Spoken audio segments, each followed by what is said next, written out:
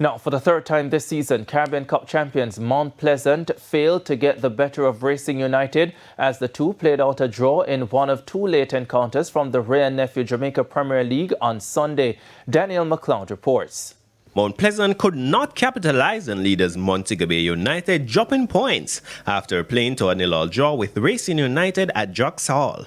Mount Pleasant had to play most of the game with 10 men after a high boot in the box by striker Warner Brown in the 8th minute had him seen red.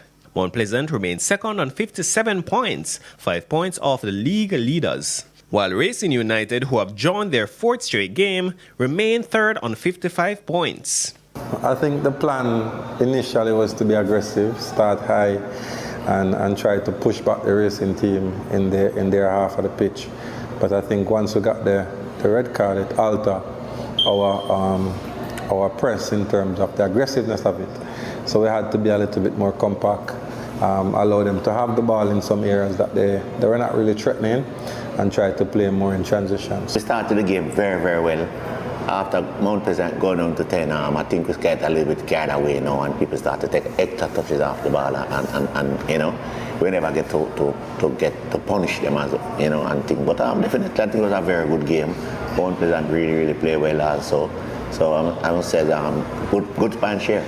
Meanwhile, both coaches were left disappointed following a 1-1 draw between Waterhouse and Arnett Gardens at the Waterhouse mini stadium. Naran Borough broke the deadlock in the 56th minute to give the host the perfect start. However, Jeremy Nelson grabbed a point for the Junglists in the 62nd minute. Waterhouse are 5th on 50 points, while Arnett Gardens are 8th on 41 points. We started good.